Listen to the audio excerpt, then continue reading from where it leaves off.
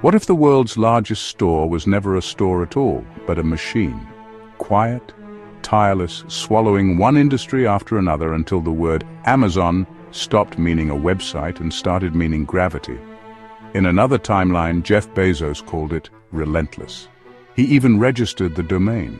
Friends said it sounded sinister. He chose a friendlier river. The name changed, the temperament didn't. Begin in 1994 with a door desk, a ringing bell, and a spreadsheet that says, books are the perfect wedge. Infinite catalog, no shelf space. Titles that ship as data until they become cardboard on doorsteps. Each sale is a proof. Strangers will trust a URL, a credit card field, a promise of 2 to 5 business days. Bezos writes a letter about day one and the long term. He means it. The bell rings so often they turn it off. What looks like an online bookstore is already something else, a flywheel. Lower prices pull in more customers attract more sellers expand selection. Selection justifies faster delivery increases satisfaction grows scale lowers costs that lower prices again. Around and around the wheel goes, with software and warehouses as the bearings. It isn't glamorous, it's physics. Kindly subscribe to the channel for more content. The warehouse becomes a character. Miles of racking, the smell of corrugate and heat-sealed plastic. Algorithms decide where a hairbrush should sleep so that a picker can find it with the fewest steps. Orange robots slide like obedient beetles, hoisting whole shelves to people who scan and stow. A box shot through a sortation maze looks like a particle in a collider. Labeled, routed, accelerated toward a van that knows your neighborhood like a postman used to. 2 to 5 business days becomes 2. 2 becomes same day in certain zip codes. Convenience hardens into expectation. Expectation becomes dependence. Then comes the pivot most customers never see. Amazon stops being merely a retailer and becomes a marketplace. Third-party sellers flood in. Artisans, resellers, small brands, then industrial suppliers, because the traffic is too good to ignore. Each seller gets a storefront and a shot at the buy box, that magical default button that determines who wins the order. The company offers a deal. Let us store and ship your stuff, fulfillment by Amazon, and we'll make you faster too. Millions say yes. The everything store becomes an everything bazaar. And Amazon takes a cut of the stall fees, the payment processing, the shipping, the advertising, and, most expensive of all, your mistakes if you can't keep up. From the outside, it still looks like shopping. Inside, something else is happening. The company builds computer capacity to handle holiday traffic and realizes it can rent that capacity out the other 11 months. A side project to tame internal chaos becomes the scaffolding of the modern internet. Startups, banks, video games, governments, everyone rents servers by the sip and storage by the teaspoon. A new acronym enters the language, and a quiet division called Web Services grows into the profit engine under the retail hood. The store now sells compute. Devices appear and each one is a gateway. A little slate called Kindle eats the friction out of reading. A TV stick adds an HDMI port to the flywheel. A black cylinder named for a river answers questions you didn't realize you asked out loud. Alexa, play. Alexa, buy. Alexa, turn on the lights.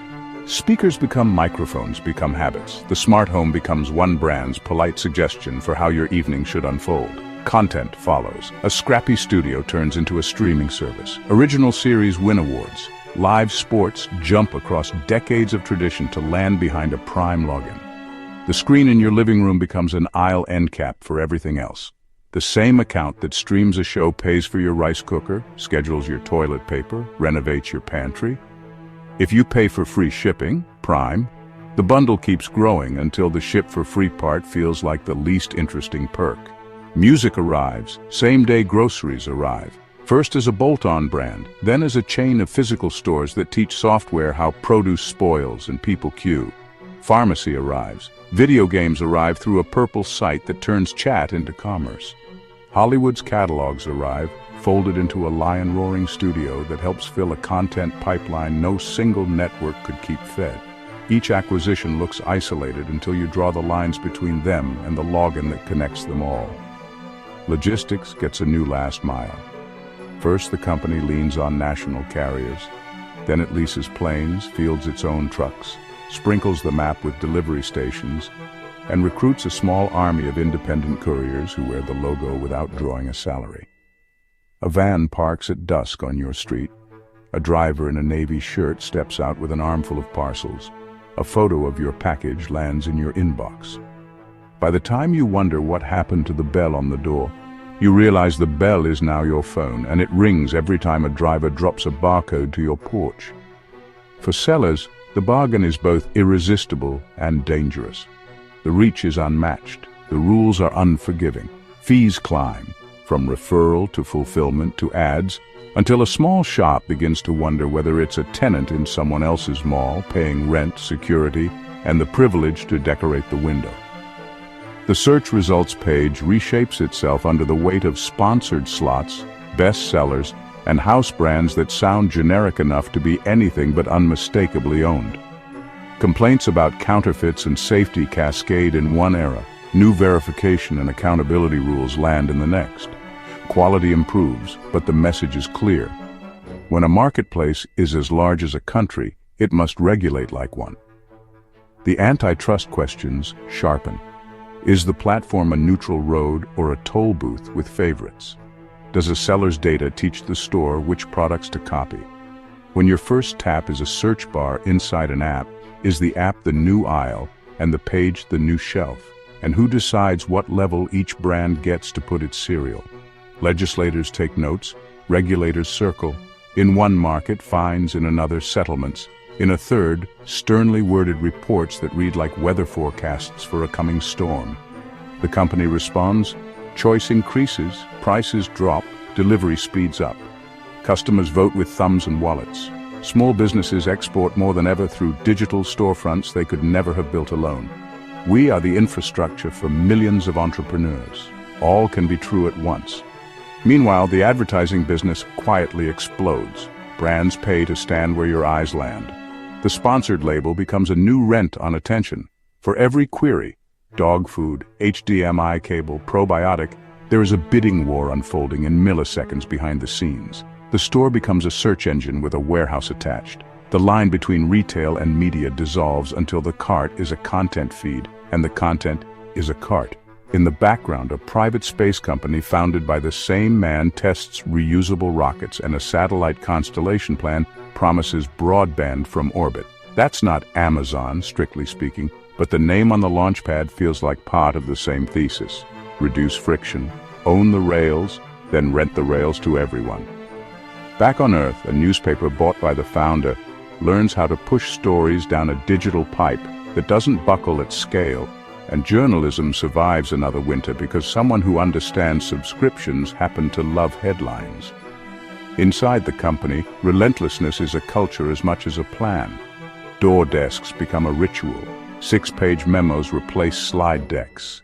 Leadership principles turn meetings into liturgy. Disagree and commit. Are right a lot. Have backbone. Deliver results. Be curious. Earn trust. Dive deep. Frugality. Customer obsession above all. To admirers, it's a meritocracy that strips politics out of decisions. To critics, it's an engine that grinds people hard and soothes them with stock units. Both can be true in different conference rooms on the same day. Labor becomes a national conversation. The same convenience that lands a toothbrush at your door at 10 p.m. comes from a picker hitting a rate, a driver hustling a route, a sorter sweating under holiday surge. Organizing drives rise inside warehouses. The headlines mix stories of pay bumps and benefits with stories of quotas and injuries. The company says safety is a priority and points to investments. Workers point to their backs and wrists and say the body keeps score. Politicians visit. Ballots are counted. The story keeps evolving. Privacy and security take their turns in the spotlight. A camera on your door deters porch pirates and rings your phone when a stranger knocks. Police ask for footage. Civil libertarians ask who decides. The settings menu grows new toggles. A microphone in your kitchen sets a timer for pasta and answers math homework. Sometimes it wakes when you didn't mean to speak. A dashboard appears to let you delete and opt out. The brand straddles the line between helpful and haunting, and trusts that enough people prefer convenience to worry. Ask how the company keeps getting bigger, and the answer is almost boring. Keep the wheel spinning. New businesses begin as cost centers to serve old ones, then become profit centers in their own right. A tool to ship packages becomes a third-party logistics network.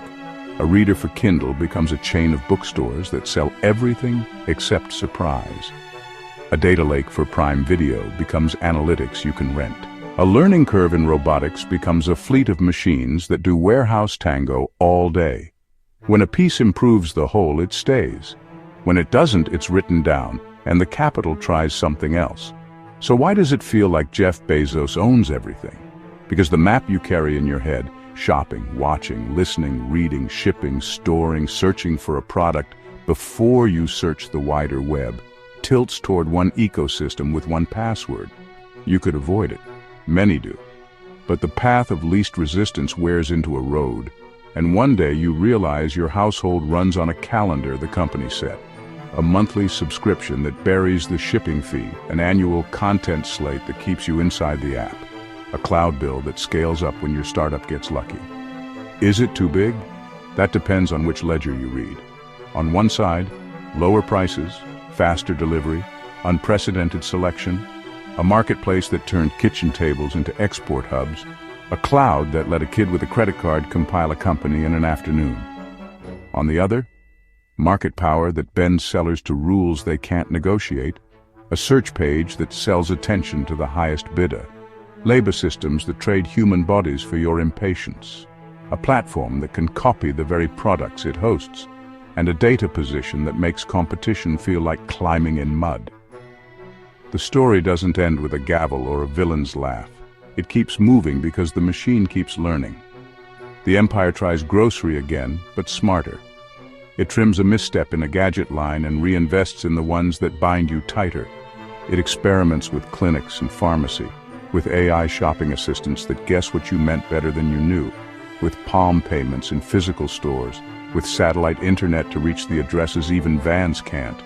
It lays fiber around the world and calls it a cloud region. It buys a studio library and calls it programming.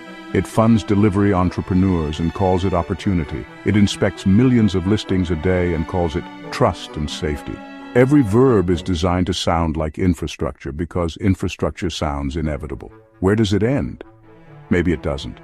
Maybe the brand becomes like electricity, a utility you don't think about until it flickers. Maybe regulators splice it at the joints, and the pieces keep humming separately. Maybe new competitors from short video apps to warehouse clubs carve away time and attention, and the machine simply becomes one of several. Or maybe the pendulum swings back to local and slow, and some of us decide that waiting an extra day is a small price for a different kind of life. Until then, the river keeps rising. A domain once called Relentless still forwards to a smiling arrow that promises you can buy anything, watch anything, store anything, compute anything with one click. The bell doesn't ring in a room anymore. It rings in a million pockets every minute.